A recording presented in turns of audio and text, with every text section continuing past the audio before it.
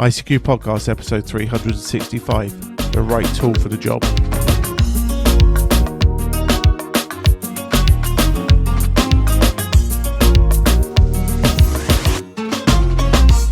Well, hello and welcome, fellow Amateur Radio enthusiasts, to this, our 365th episode of the ICQ Amateur Radio Podcast, supported this episode by Walt Washburn, KT0 Delta, and of course our monthly and subscription donors.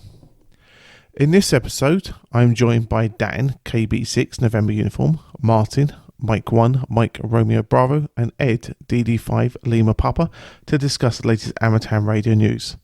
I then round up the news in brief, and this episode's feature is the right tool for the job.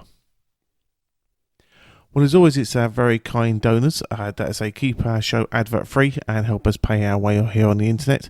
And Walt Washburn, KT0 Delta, has shown his value in the show along with our monthly subscription donors. So Walt sends on a little message saying to all the ICQ podcast team and regulars, just love the podcast and eagerly await each episode. Thank you. And look out for KT0 Delta on FT8, Olivia or Thor on 20 and 40 meters. So Walt, many thanks for being involved. You're a fine donor to the show and a fine supporter of what we do. And we really do appreciate everything you do for us.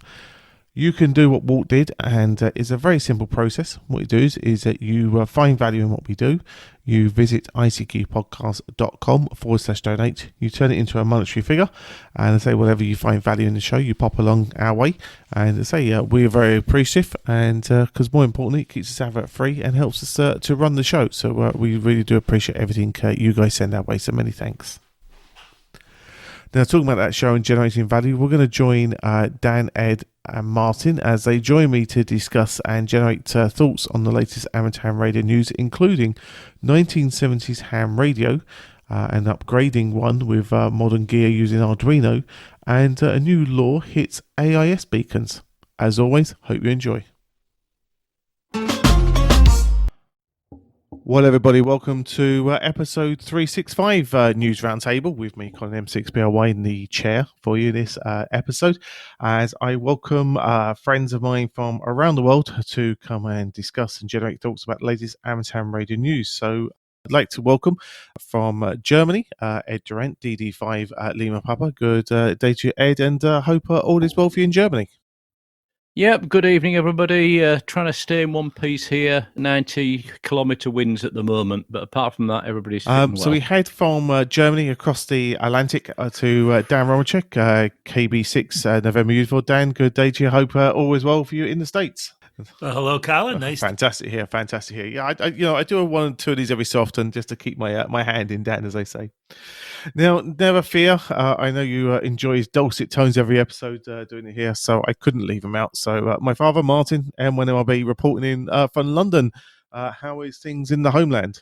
Yeah, hi guys. Things are pretty good over here, Colin. And no Edmund tonight because he's about to become a granddad. So congratulations to Edmund and his family then. Yeah. He's first step granddaughter, put it that way. He's got step grandsons, but he's all excited. Oh, bless him. We'll say not only our congratulations, Edmund, but I'm sure all from the ICQ family. And I hope the family are safe and well, and you enjoy this special time. So all our good wishes are with you. Well, as I say, the main part of this show is to generate thoughts and opinions about what's going on in our wonderful hobby. And we're going to start here. And then I'm going to throw this one over to you because this is a sort of thing that would be nicely in your wheelhouse here. We're taking a 1970s ham radio and we're mashing it together with an Arduino. And what do we get? We get something very interesting. And I was sitting on the fence a little bit about this one because when I first saw it, I thought, why would you bother? And then I thought, our hobby's about learning and education and one thing and another. And if this is a radio that you've had years and you love it to bits, as some of us do, because we have old radios that we won't give up, then this is giving it a new lease of life and teaching and education. So, I would suggest the bits the guy's putting in the radio are probably worth more than the radio when it's finished. But I kind of see where he's going, Colin, that it's kind of an education thing. So, I mean, the Makers Fair in Friedrichshafen, when we've been to the ham radio show, and this would be one of those nice crossovers, I suppose, between the two events. What's your thoughts on this one? Yeah, I suppose so, but it's probably more likely in this case, it is a radio amateur, WD5GNR, Al Williams, because I can't see modifying an amateur radio transmitter being something that in the normal maker circles is something that would come up. But the fact that he's taken something from the maker circles, if you like, the Arduino and a few other bits of electronics to upgrade his IC245 is, it's interesting. It just shows actually that do-it-yourself and construction and hardware work still exists in the hobby, thankfully. It's not all just go and buy a new one off the shelf. Dan, any thoughts on your side of things on this one? Yeah, sure. I kind of like this story too because it does show repurposing of old gear. And, there was a story a couple of years ago about a guy who had taken the guts of a dead a Baofeng, actually, and hooked up, I believe it was an Arduino, and made a working radio out of it. So it's it's kind of the same thing here. He's got an older radio, the IC245, but it just shows what you can do. And you don't like the way the Baofeng works or whatever works, just rip out the processor and put in your own. It's actually quite a nice sort of little radio from the thing. It's not a particularly ugly unit as such. You can see a bit of class to use in the case and modifying it there from there. So, no, certainly fair play to him. And as I say, we're going to pop the link to the article on the ICQ podcast website, and you can check out a bit more about the technical bits piece of what he's done. But no, a great, good interest story to start things with here on this episode's roundtable. Right, well, next news story, we're heading off to China, where there's news of AIS tracking beacons being switched off on the vessels around the Chinese coastline. And this seems to be about a law being brought into effect by the Chinese government to restrict, I suppose, who gets access to certain data from foreign nationals. I mean, Ed, this is an interesting one because, I mean, we get a lot of this data in terms of tracking aircrafts and obviously vehicles, etc. It's quite an interesting one here how the Chinese government have decided to shut this access of data down by claiming it negative to foreign actors. Well, the link to amateur radio is if you go to APRS.fi, which is where most of us go to look at APRS beacons and people using APRS driving down the road. It also shows you the AIS shipping systems. So you can use the one program to show, or the one website to show both. So it's a very similar technology. The reason for it is so that the ships can see that the other ones are close by and avoid running into them. So turning it off is probably not a good thing to do. I'm still going through this news item, which actually is from news.com.au in Australia, and to try and find out why they're doing it. Yes, there's a new law come in, but is it really that if you're sending out a beacon from your ship to say, here I am, don't run into me, that you're actually transmitting propaganda or something? I mean, it really doesn't make a lot of sense to me. China is a modern nation now. They know about safety at sea. They built probably half of the ships that are out there. Or maybe not half, but lots of them. It really is weird that this has happened. This has got to be a misunderstanding behind here somewhere. At least I hope so. Yeah. So Dan, what do you think? Misunderstanding or something else maybe acting? Well, what often happens anywhere, right? When they write new laws, they don't really understand all the consequences of it. And I think these ship owners and operators are just being cautious. I mean, if the law is worded in an ambiguous way, Let's put it this way: would you want to take the chance of getting hauled in by the Chinese officials and thrown in jail, and having another ship impounded when we're hearing about all these global supply chain issues, and your boat gets impounded because it's acting there? So the beacon area they're looking at is 161.975 megahertz and 162.025 megahertz. So they're the two areas where the Chinese government are getting interested in that area there. So they say the ships are switching off their ISS beacons that are broadcasting that area in Chinese waters as they go from there. So, Martin, your thoughts on this one? I know you were quite interested on this one, maybe more from a safety aspect. Yeah, I think the safety aspect's the one that worries me.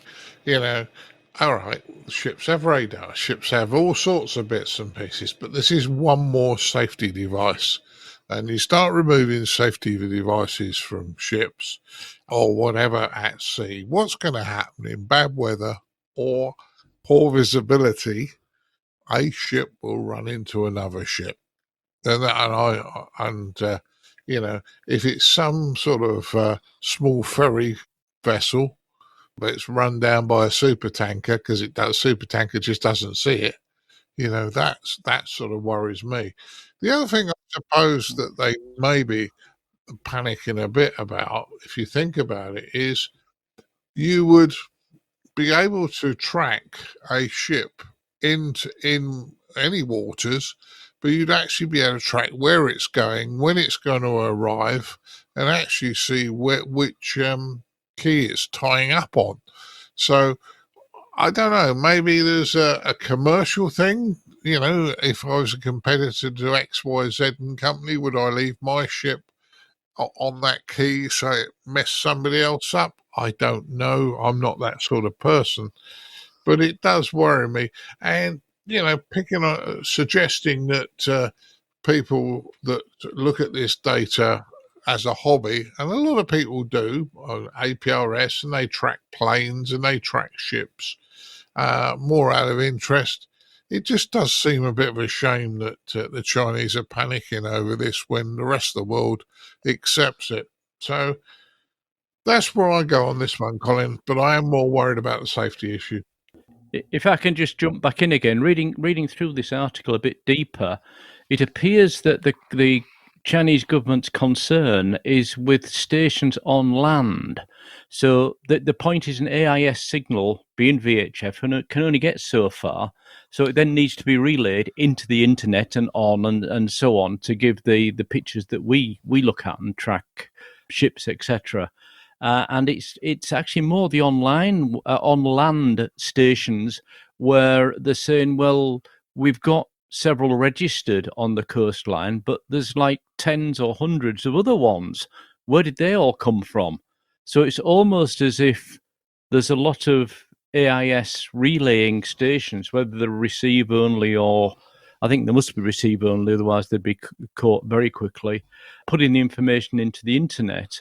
And they're not sort of authorized to do it. So it's not so much the ships that are doing something wrong, but the people on the land areas in With China. that as a thought, and I say this without any answer to this one, I'm hoping it was somebody clever to me can answer this question.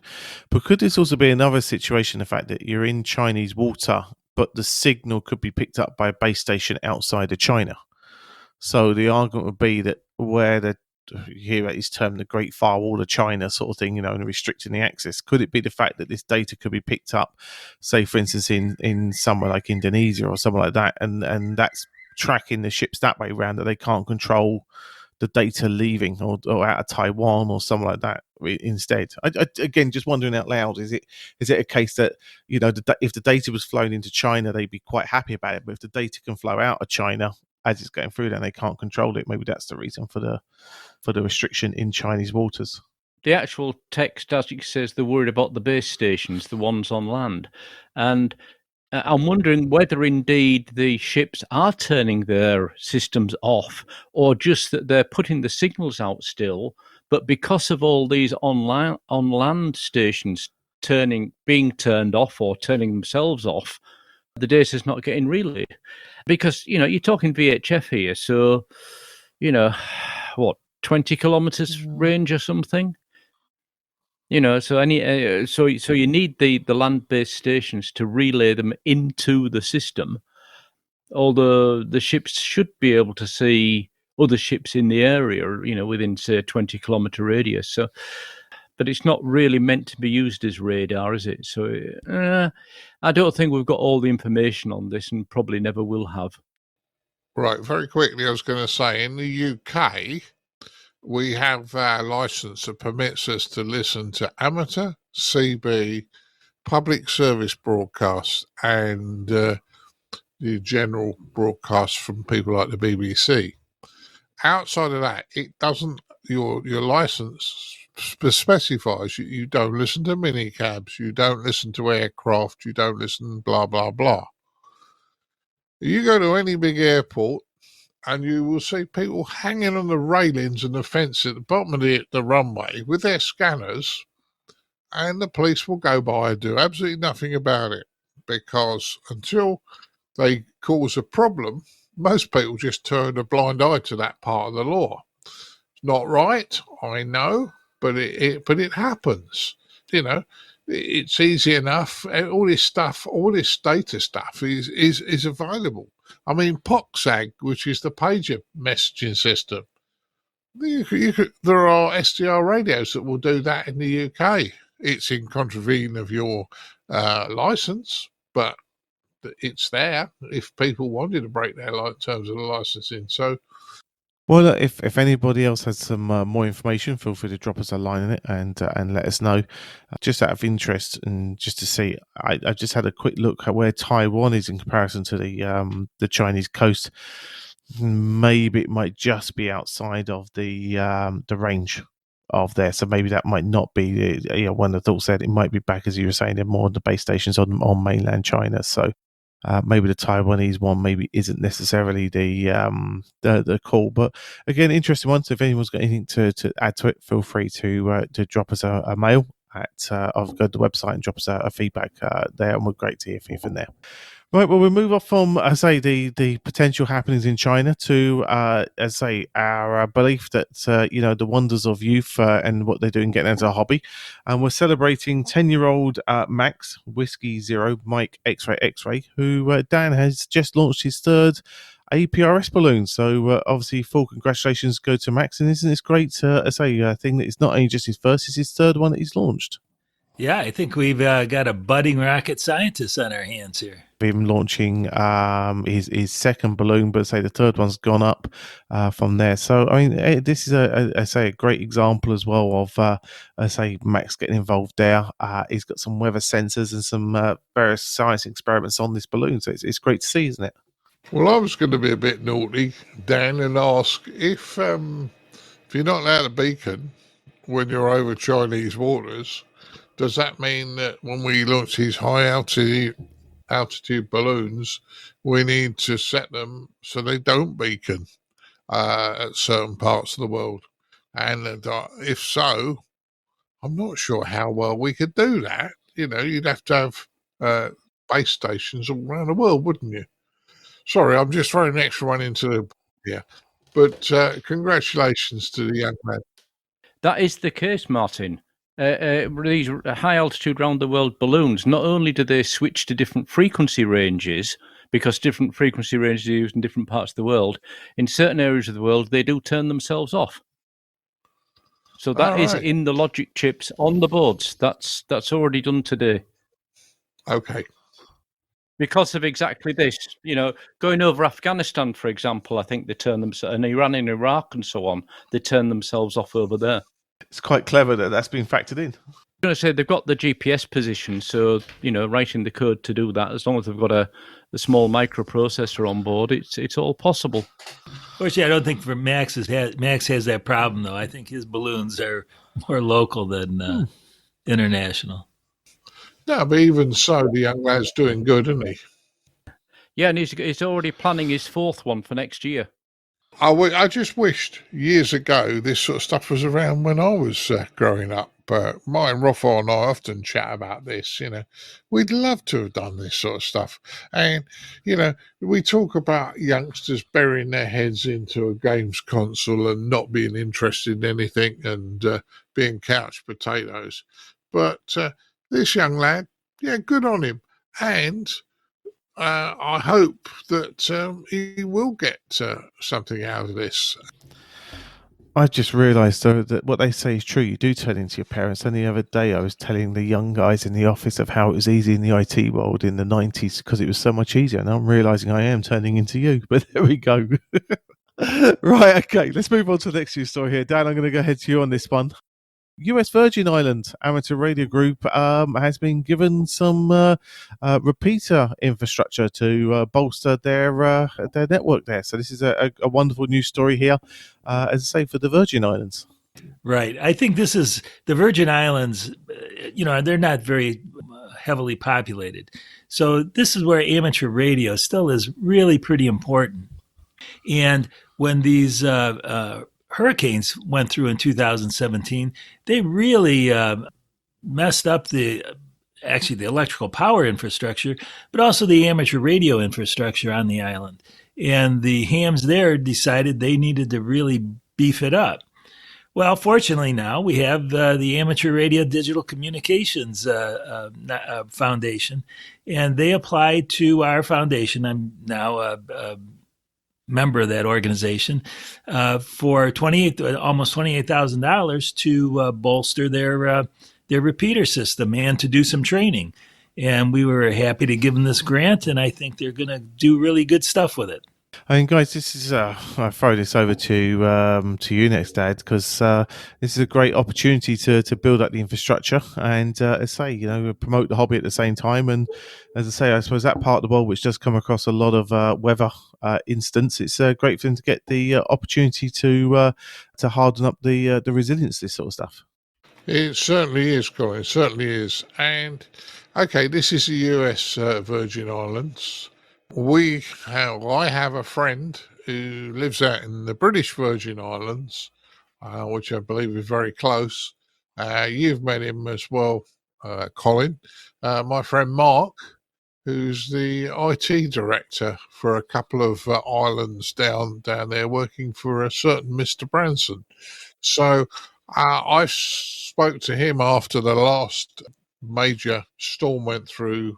It was pretty much like a tornado, and it literally wrecked the islands. It really did do a lot of damage. So what Dan is saying about beefing up the infrastructure, the radio infrastructure down there is important because, they took a long time to recover over that. I mean, I think Mark said that one of the buildings literally had all its windows blown in. They found the back door something like about 200 meters away where the wind had just blown it. And the building was full about 5 foot deep in sand. So they really suffered when that one went through in 2017, Dan, as you well know. And anything that can boost up, help for people, I'm all for. So I think this is a good story and a good grant your employer did, Dan. Yeah, so Ed, I'm sure you potentially echo those thoughts, as I say, on what their guys are doing there. Yeah, I think we just make sure we know that it's ARDC that's giving the grant, not ICQ podcast. Yeah. Just because so far we've said exactly, but we should give them the mention since they are being very kind with the money they got for selling all the IP addresses.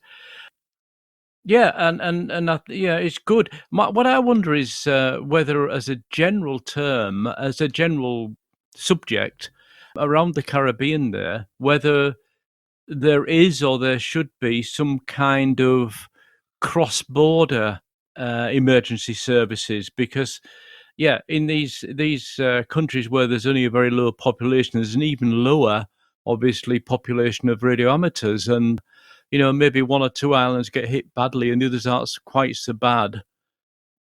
How does all the coordination work then?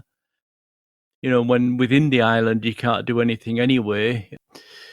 whether the hope is that communications goes back from there to, in the case of the US Virgin Islands, to the States, or whether within the Caribbean islands themselves there should be some kind of coordinated emergency plan. But that's not this story. But it's just it's all right adding facilities for an emergency in one country, but if that country then can't talk to the next country, then you're I get the impression that you're stuck anyway. They're very intertwined, and I know that people say, like, obviously that they're not as first world, for want of a better term, than some countries, but I always feel the sense of community for that part of the world is what pulls them through more than anything else. So, as you say, I'm assuming that there's that interlinkage. But I say, it'll be interesting to know if anybody knows. Dan, quick question for you: the grants that the ARDC provide, are they grants just for US projects, or do they go further afield? Do you know?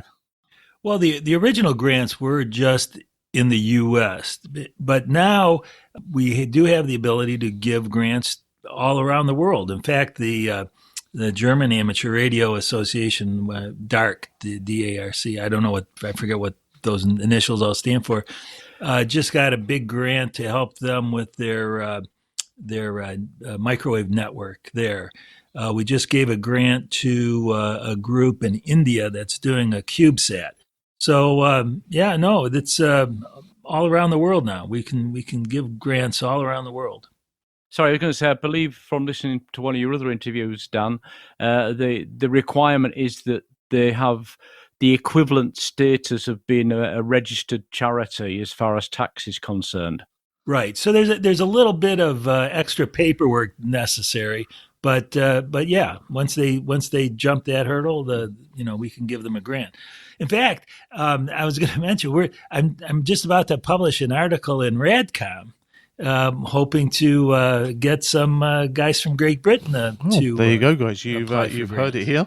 If you have a project that you're looking for support on, maybe the guys at the ARDC could help you out. So check them out and see how you go about applying. And who knows, some assistance may be coming your way. Right, well, talking about assistance here, and I'm going to head to you with this one, Ed. First off, Indonesian radio hams sign a memorandum. I can never say that word late at night of understanding. Thank you, that's the one. With the Defence University. Memorandum. So this is an interesting one. Ed, your thoughts on it? Yeah, I mean, this is one that I put forward for us to do a quick discussion on, and the reason for that is this is the National Society in Indonesia, or ARI, and they've actually signed an agreement with the Defence University, so the Indonesian soldier training college, if you like, military training, so that they can actually provide some basic training to the young gentlemen and young women attending the college in communications in general, but at the same time show them what amateur radio can do, and also do experimentation, I presume building things, etc., again using the amateur radio bands and so on.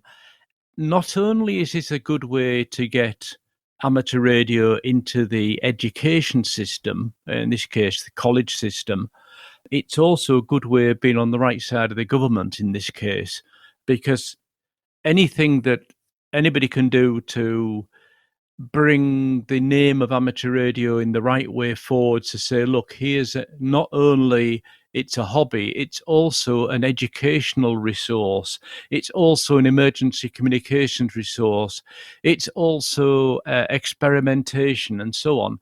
And if that's done with a government body, in no matter which country we're talking about, I think that's a very good way of promoting amateur radio, the amateur radio service rather than the hobby. And good on Orari for managing to do this in their own country. I wish them luck with it. And from reading what they're doing, they're actually, getting parts of the planned lectures and things during the year So I presume this is going to be something that's going to be repeated year on year, hence the Memorandum of Understanding. And I find it very positive. I mean, I'd have liked it better if it was just a normal university rather than a military university, but the fact it's military gives you like a good point in the government's eyes, I expect.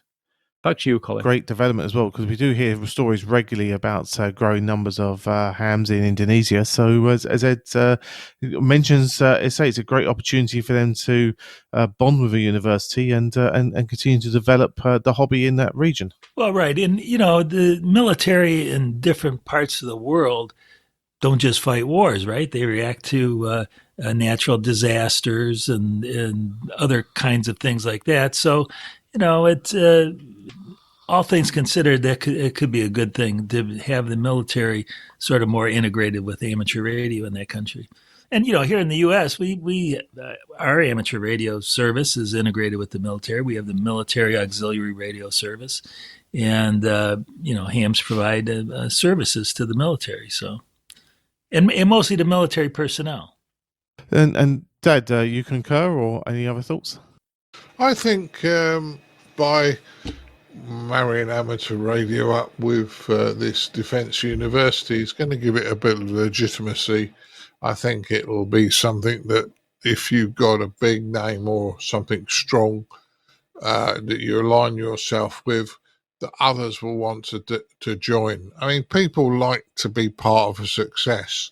So if all right, maybe people don't go to university much there. I don't know, but it's going to be a good thing if it's not used for political gains. But outside of that, I think it could generate a lot of interest into amateur radio, and if the university is offering it as part of the curriculum, then maybe we will see a lot more people on the air from Indonesia, which can't be a bad thing. True. All I can do is echo those thoughts. We're talking about getting more and more people on the air. We've got some success stories come in from Europe, and we've got Norway looking to bring in an entry-level exam license area, which I know is a great way of getting people in from there. And Spain are also looking to see what they can do to attract more hams into their part of the hobby there in Spain. So it looks like there's a potential great opportunity of getting more kids involved in Europe. Dad, I'll go to you first as a UK trainer and the belief that the entry-level exam does bring more kids into Europe. And it looks like they've got a 10-watt entry-level license to enable 12 and 13-year-olds to get involved and start building transmitters and receivers.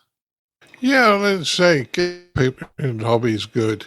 All I'll say is, though, in the nicest possible way, when these people come up on the air, please don't ignore them, please don't abuse them, because the bands are quiet enough as it is.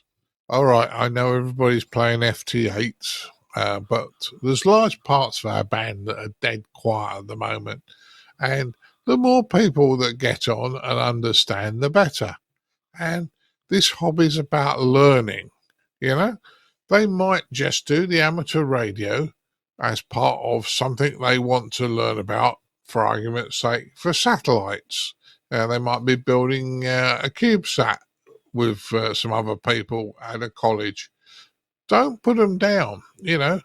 There's so many youngsters I've taught over the years, and they've got their amateur radio license. And when you look at the original, you think, why would they want to do that? They've got all this nice technology in their hand. A mobile phone does just about everything. They go, no, I can do this. This is me. I've got my own antenna.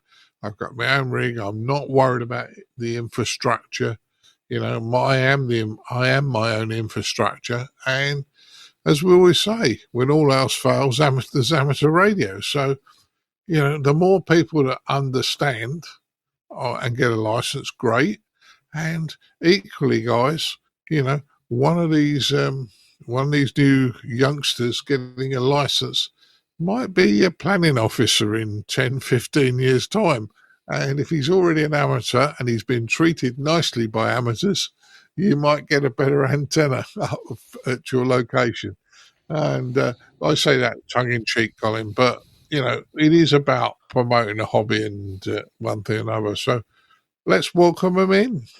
You know what, tongue-in-cheek, but, you hear too many stories about how that happens that way, don't you, as to say, too many ways. Ed, obviously, new people in Europe is always a great opportunity, and as I say, I'm sure that, as I say, you do your bit as well. I know you do a lot of work with the youth groups, etc. So you'd see this as a great positive, I'm sure. Something I found out last week is actually quite interesting. As you know, in Europe, if you want to travel around the world and use your amateur radio license, there's certain CEPT. So that's the European Post and Telecommunications Organization, rules and laws, etc., which allow people with a full license to travel from one country to another and use the license there for 3 months. This might not sound very relevant at the moment, but that's the TR 6101 and 6102 agreements that are for full licenses, and they're defined in them are what's called the HAREC, HAREC, specification for the license, so the examinations, the syllabus, etc. In addition to that, we've known for a while that there's been REC 0506, which is the equivalent for the novice level or the middle intermediate license. What I found out a couple of weeks ago is that there's actually an ECC Rep 089 for entry-level licenses defined by the CEPT that Norway and Spain in this story could just pick up and use. It defines the syllabus, it defines the background, it defines what it's all about. And so basically the CEPT have already done it. A lot of countries, including Ireland, have taken the HAREC standard, so the TR 6101/02 standards for the full license as it stands. And I believe France has as well, and certain other countries.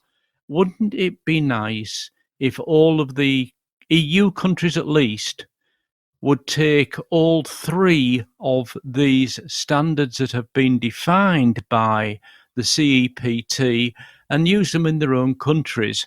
So as I said, they've all got the exam syllabus, the training syllabus and the exam, what the exam has to cover.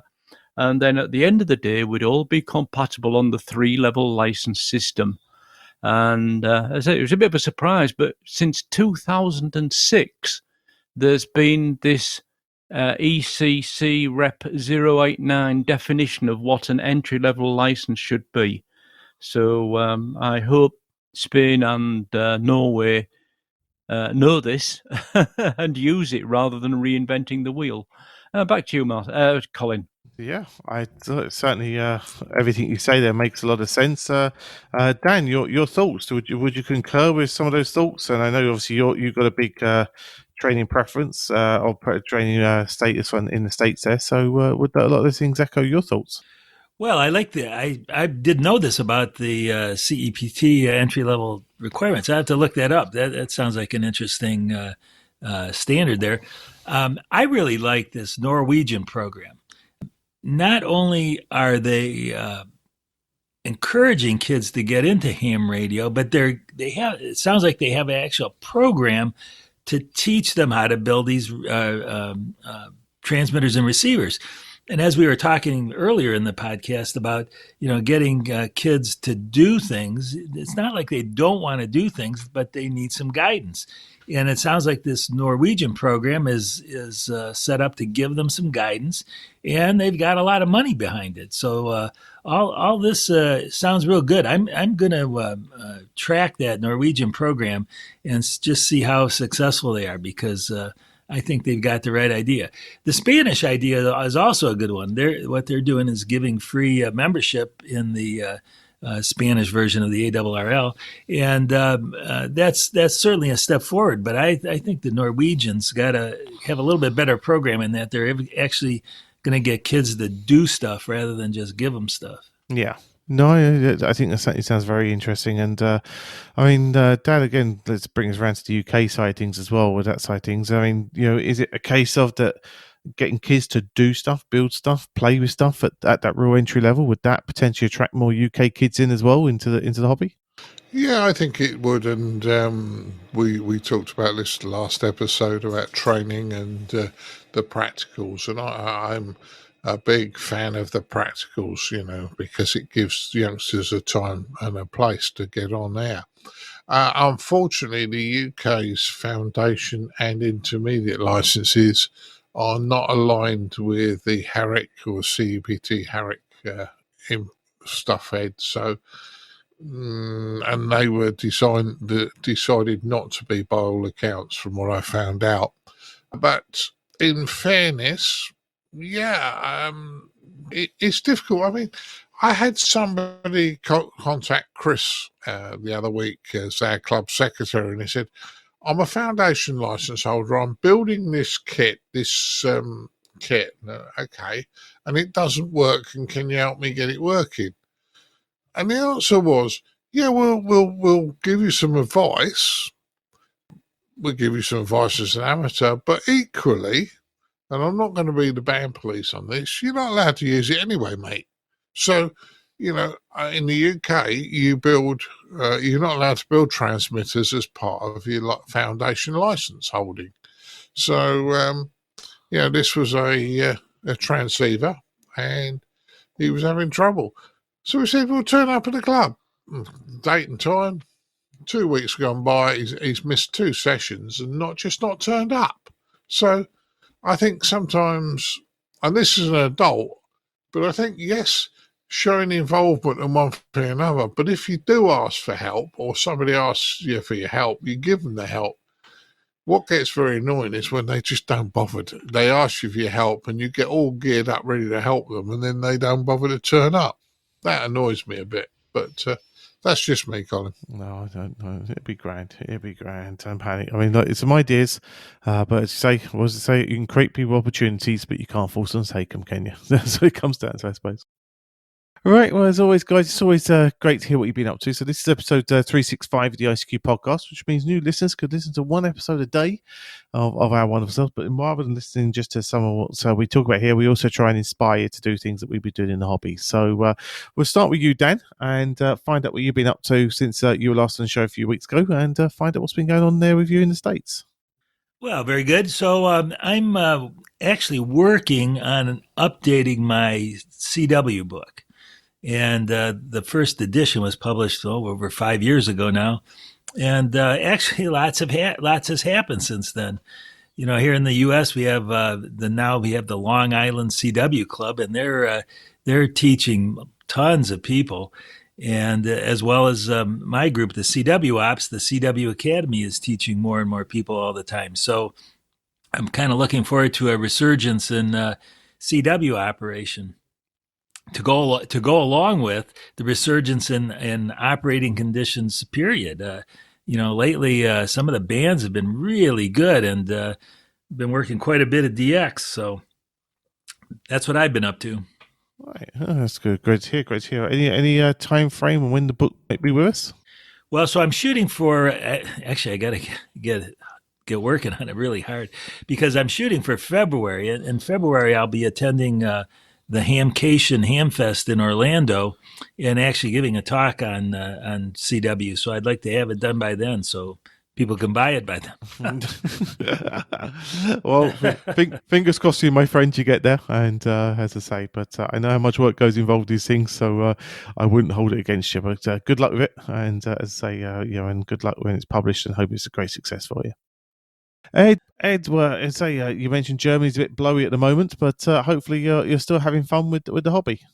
Yeah, had to replace one of the masts that holds up my antenna, my 40-meter loop antenna, about 4 or 5 weeks ago, and one of the others have smashed in this latest few days of high winds.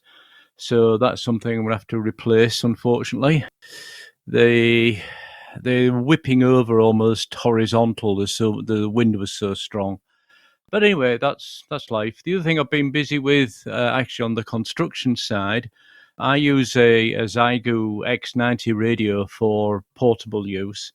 and it doesn't have Bluetooth like maybe a 705 ICOM 705 or some of the others have. So I decided to look at how difficult it would be to add it, and not going inside the radio, but adding it externally as a box to communicate with it. Use a program on my smartphone via Bluetooth to run cat controls and control the radio, but at the same time also use a Bluetooth headset to be able to operate detached from the radio, so that the radio can stay inside the rucksack when I'm on top of a mountain when it's hailing and sleeting and everything else, so I don't get the radio wet even though I get soaked, that I can still operate in that way. And I've done it by buying various units and putting them together, which I will be documenting on my my blog site at some point.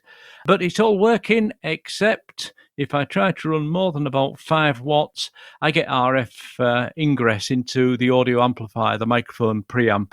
So that's the latest problem. But it's been a nice construction and learning and understanding a bit more about Bluetooth.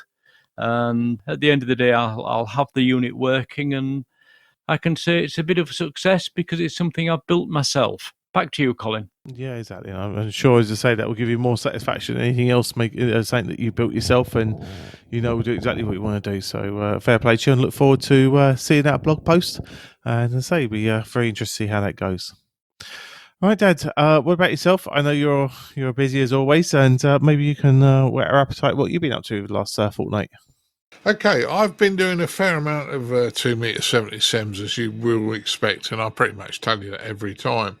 I did change the frequencies of my hotspots because I was getting interference. I was starting to get some strange things happen and realised that I was probably getting interference problems on the frequency I was on. So I've moved them and things seem to be a bit better. I did go up onto the hospital roof last Friday. Went up with a guy called Phil. Sorry, Phil, I can't remember your call sign, but Phil and I went up on the roof, and we've now got GB3XB back on air. So GB3 back is working really well. Now, what really amazed me was we got it working. I powered it up. I picked up my handy and just did M1MRB checking access, and somebody came back to me. It's been off for about 6 weeks. The first 30 seconds of audio I put through it, and somebody comes back to me for a QSO. I was amazed, but yeah, it's up and working, guys. On the digital podcast group, we've now got our decoder dongle, and we'll be working on that throughout December, making sure that we get it right and ready to go. That doesn't mean to say you're going to see any problems, because it won't be actually running on our system. It'll be running on our test system while we get it all up and ready to run. The one that we have on loan is working very well, but we thought it ought to bring it in-house and say that's where we are on that one.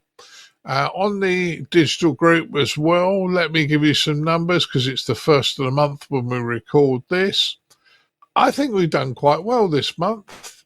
We went up by 3 more countries. We've now had 39 countries through the talk group, and we had 16 more user IDs connect, and we had something like 3,484 connects to the digital talk group.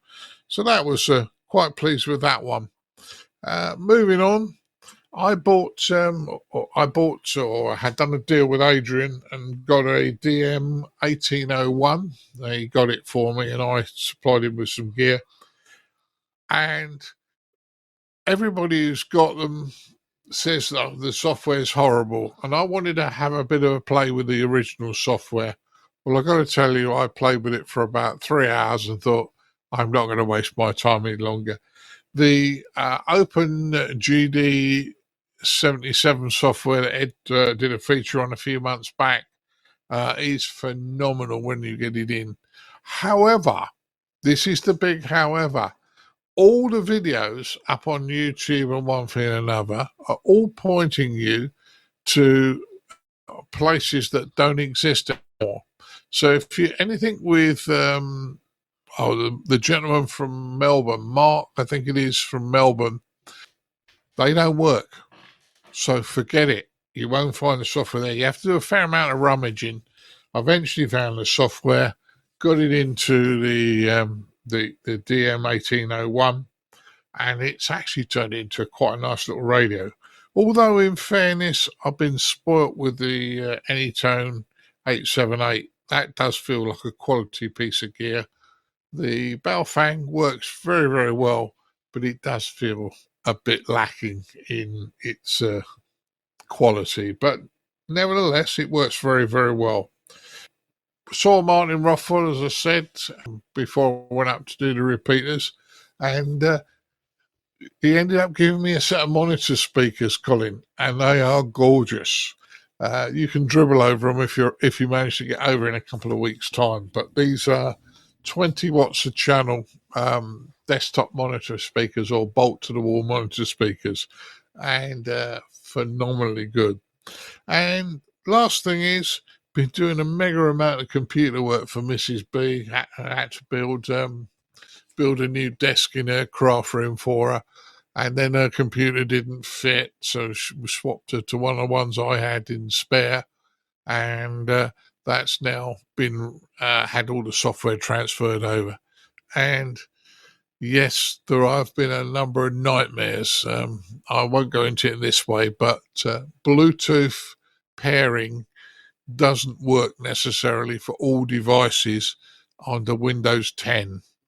And that's all I'm going to say on that one, Colin. But I was tearing my hair out for a while on that. So back to you. Well, I'd like to thank the guys for joining me in this episode's News Roundtable, episode number 6, episode number 365. So thanks for Dan, Kilo Bravo 6, November Uniform, Ed, DD5 Lima Papa, and Martin, M1MRB. Thanks, guys, for joining me here at the News Roundtable. And we'll head across and I'll do the news in brief as we continue on with the show. So, but I'll bid you guys 73 for this episode. And as I say, we'll head across to the news in briefs. 73, guys. 73. Very welcome, Colin. 73. Keep your amateur ham radio podcast advert free by donating less than a length of coax. Visit www.icqpodcast.com/donate now. For all the news, links and information, visit www.icqpodcast.com. And now it's time to have a look at the news in brief with me, Colin M6BOY. We start off with news here that the RSGB has launched a new version of their EMF calculator, which is not only available as a spreadsheet version, but is now as a published web app. So basically you can reach it with any browser on any device and, as they work out the maths you need to make sure you comply with your EMF regulations. So we're going to pop a link on this on the ICQ podcast website for you, and so you can check out the latest calculator. This is version 11 of the RSGB's EMF calculator. News from the UK too about Ofcom are looking for a consultation process in relation to the band between 23.6 and 24 gigahertz. Now they're talking about protecting passive services on this allocation from future encroachment from the guys at 26 gigahertz, but there's no mention about the amateur services allocation at 28 gigahertz, which could be threatened. So in essence, they're talking about things like limiting the number of outdoor base stations deployed, implying exclusionary zones around 6 UK astronomy sites, and also indoor usage as well.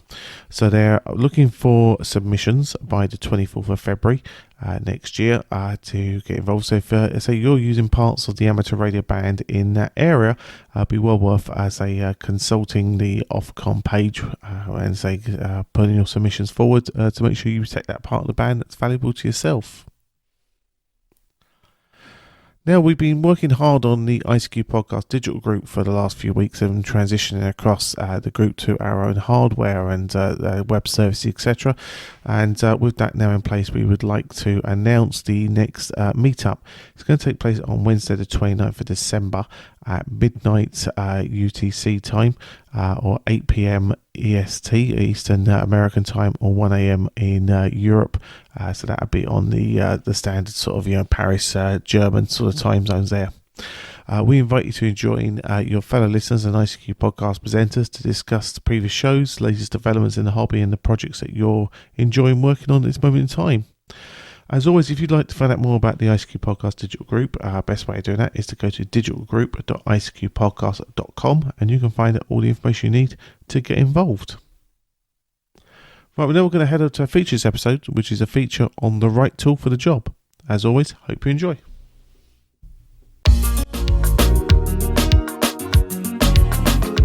And now what you've all been waiting for, this episode's feature from the ICQ podcast.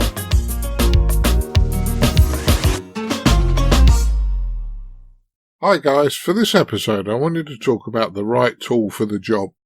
This feature came about after Martin Rothwell, M0SGL and I were chatting for quite some time about various tools and which ones we found to be ideal and the best for the work we were doing.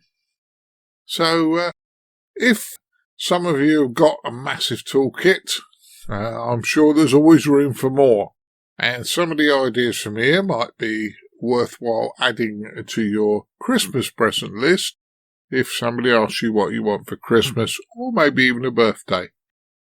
Okay, before we get started, there are some people that aren't very practical, that don't use tools, or they'll do a one job and that'll be it. In fact, Colin's brother Lee is a classic example of this. He's not particularly technical, he's a chef, and he won't throw his chefing tools out, but if he buys a tool and does a job and it sits on the side for about 3 months, he'll invariably get rid of it. And it's not just toys. Lee has a minimalistic attitude and doesn't keep things for long. However, that's probably why he's not a radio amateur. So let's start with the famous screwdriver, the most abused tool in the toolbox, the tool that gets all sorts of things done with. Often people use the end of it as a hammer. You'll find people use it for opening paint tins, stirring paint, digging holes in walls, all sorts of things screwdrivers get used for. But if you're going to do that to your screwdriver, expect it not to be very useful to you for very long. So, let's start off the flat blade screwdriver. Ideally, there are various sizes and you need to have more than one. Buy decent ones so that they don't bend the ends when you're trying to unscrew something. Now, one of the quickest ways of damaging a screwdriver is to use a screwdriver that's too small for the screw head, or even too large. But if you're too small for the screw head, what happens is you end up damaging the screwdriver by the ends buckle round. If the screwdriver is too long for the screw cut in the top of the screw, you might damage pieces of equipment near it or damage the case of what you're taking things out of. So just be aware. Size and the length of the screwdriver and the width. Not all screws are the same width, so just be aware of that.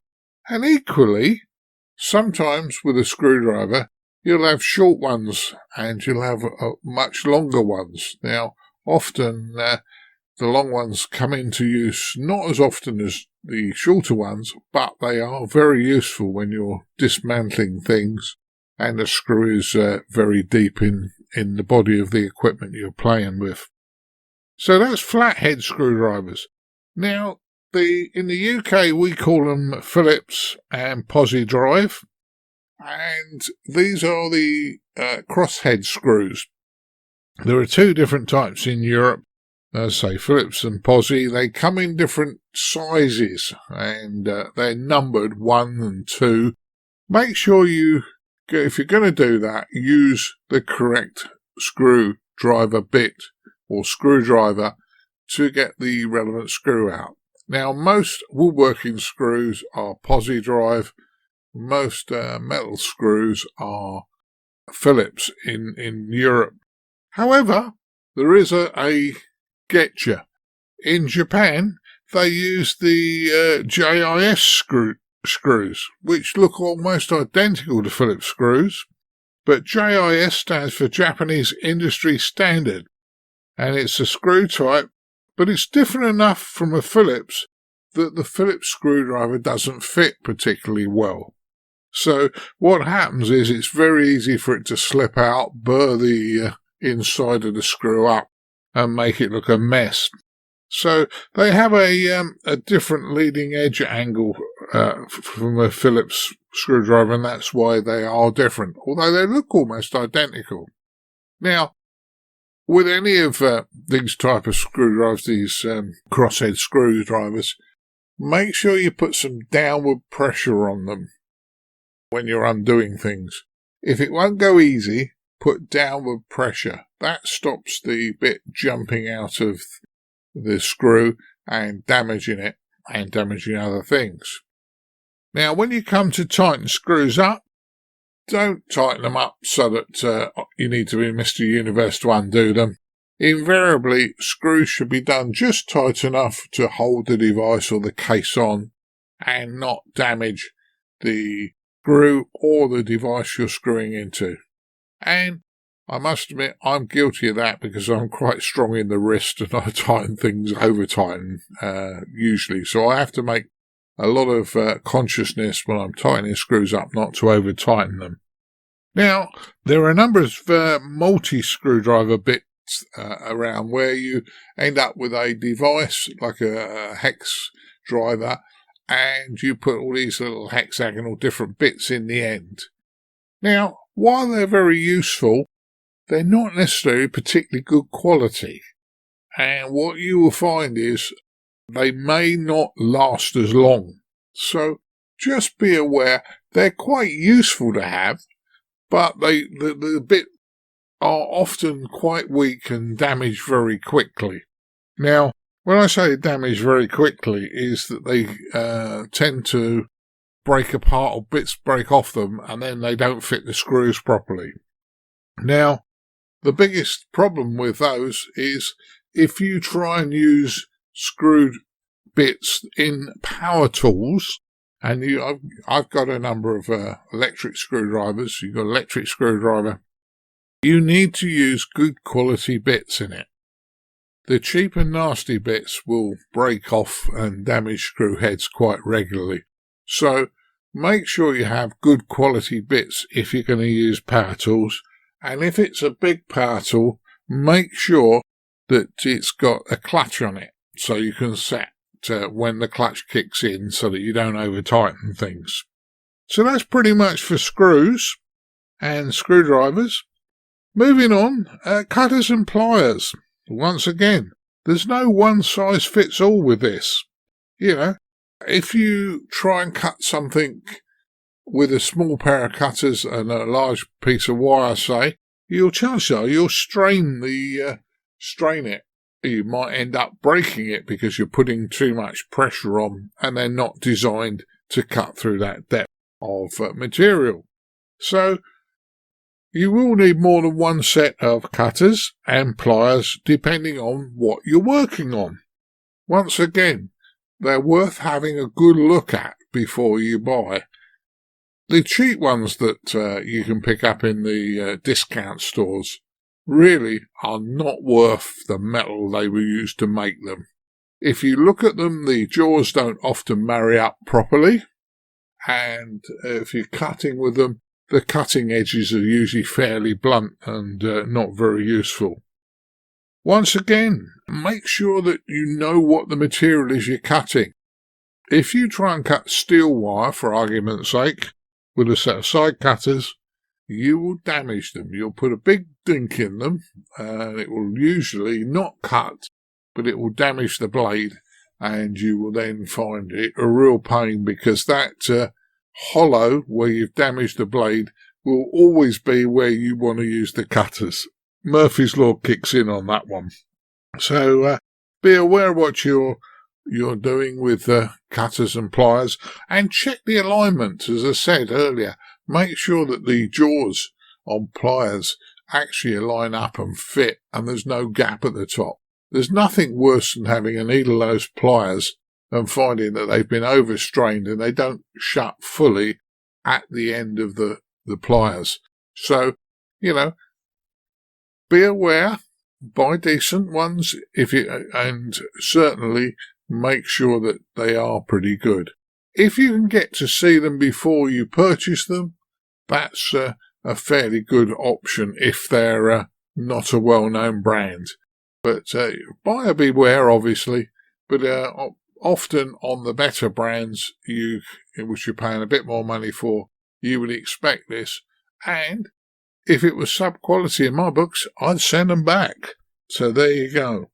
Now, soldering irons, solder and accessories. Soldering irons, I heard somebody say the other day, I'm really good, I've got 2 soldering irons. And I had to think, I thought, I've got about 12. Now, why have I got 12? Well, each one of them does a different job, apart from melting solder. They're different temperatures, they're different. Some are gas, some are electric, some are 12 volt, some are battery powered. But over in all, you use the correct device for what you need. Now, when you come to soldering irons, the wattage of the iron is reasonably important. If you heat up, you want it to hold a certain amount of heat. And getting the wattage in there usually means the higher the wattage, usually the hotter it can get. Now, bit size is also important because when you're soldering, you need to choose the correct bit size for the job you're trying to do. If you try and solder a big item with a small bit size, all what will happen is the big item will just drain all the heat away from the solder tip, and your solder joints will be horrible or may not even actually happen. So what you need to do is get the right size of solder bit so that it will hold enough heat to complete the job for you when you're doing it. And on soldering irons, I'm sure I've told you this before, if you're going to do some soldering, let the thing warm up for at least 5 minutes. Build up the temperature. The minute it melts solder doesn't mean it's ready for use. It needs to build up a reservoir of heat in the bit so that it makes it easier. Now, temperature-controlled soldering irons are also useful because if you need a bit more heat, you can just turn the wick up, and that sometimes gets you past a problem. But it's no substitute for having the right iron for the right job. You can turn the wick up on the temperature-controlled soldering irons as much as you like, but if you can't get enough heat out of the tip, then that's the problem you're going to end up with. And moving down, working area. Make sure you got a well-ventilated working area when you're working. You don't want solder fumes, be breathing them in. Either have a fan blow things away. And we end up with enough old computers going to landfill on one thing or another. There are lots of fans in these devices. And even if the bearings are a bit rough, you can pick the label off and squirt a bit of lubricant into the bearings, put the voltage across the fan, and it'll blow the fumes away from you. And that's just something that will cost you very little if you want to do that. Now, different types of solder. When I started, it was always 60-40, 60% tin, 40% lead. Nowadays, I see that some people like to use the 6337. It has a slightly lower melting point than 60-40, and I know a lot of people like to use that. Once again, though, it does have 37% lead in it, so you may find it might be more difficult to get. The 60-40, as I said to you, is 60% tin, 40% lead, slightly higher melting point than the previous one, but good. The one I absolutely hate is lead-free solder, because lead-free solder has a much higher melting point and it solidifies at a much higher temperature. So if you're going to do lead-free solder, you really need to make sure that you have your iron bit, your soldering iron bit tinned for lead-free, and you need an iron that's going to get hotter. Just be aware of that. Now, to make your life a lot easier, things like Flux is very, very useful. I know that they talk about rosin core solder having flux in the solder. Yes, it does. But there are times when solder joints need a bit of flux on it to make the solder run better. One other tool that you might find very useful is a PCB rubber. Now, this is not like a pencil rubber. It's more abrasive, and you can use them for cleaning edge connectors on boards where they slot into a slot. However, be a bit careful. Don't go too mad with them, because they can take all of the metal off, and so gold is a very soft metal. You don't want to ruin any connectors. But other things with them is you can use them for cleaning areas of PCB you're going to solder to. So that might be certainly useful. And another thing is that I would almost definitely say is worth having is a little sheet of wet and dry paper. You know, if you're soldering with components you've had in your junk box for a while, it's often worth running the leads of the component down through the wet and dry paper just to take the tarnish off. It makes the solder run so much easier, much better. And if it's a semiconductor device and not one that's going to get damaged by static, then you can clean the legs of a power transistor or something and make sure that you've got a good connection on it. So that's where I go. Now, last is that Martin and I were talking about was work area and accessories. Well, I would say you need a good work area with enough power points. You don't want to be pulling out one power lead to plug something in and then do something, then have to replug your iron back in and wait for it to heat up. Have enough power points on your work area. I mentioned this some time ago. I've got a silicon protection mat that goes on the work surface, and that sort of is soft for any cabinets and one thing and another, and it also catches screws and bits and pieces. I use that.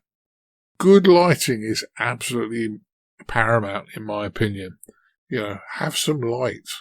Get an angle poised light on there. Get some lighting so you can see what you're doing. A magnifier. Well, okay, you young guys might be able to see much better than us older ones, but a magnifier is very, very useful. You would not understand how many times the magnifiers bailed me out of trouble, because when you're working on very, very small stuff, it's very, very difficult sometimes to see that little solder whisker that's caused the problem. And last but not least, I would suggest every workstation should have a vise. Not a big, massive vise, but you can get them that will stick to a table. They're air stuck on. But certainly think of a small vise, because if you have to do anything other than a very simple joint on a solder board, a vise can be very useful. Along with a PCB holder, if you're doing lots of work, you may want a PCB holder to hold the PCB steady while you do the soldering. Now, I understand a lot of you know a lot of this. Hopefully for the new guys it's a good one. And if not, please buy decent tools if you're going to do the job more than once. If you're only going to do the job once, then you might as well buy a cheap one. I hope this has been of use. The ICQ podcast. Come for a moment. Stay for an hour. Well, everyone, as always, I hope you got a little something out of our feature this episode down the right tool for the job. The one I'm surprised about is the availability of a harmonic for going to a radio rally, so you can load them up and carry your stuff around so you keep finding goodies. I'm sure Martin add that to the next feature that he does on the right tool for the job, as a version 2. I've already told him the fact he's missed a trick by forgetting that one. Well, as always, we'd like to thank our donors that keep the show advert free for you. So Walt Washburn KT0 Delta was our donor this episode, and of course along with our monthly subscription donors.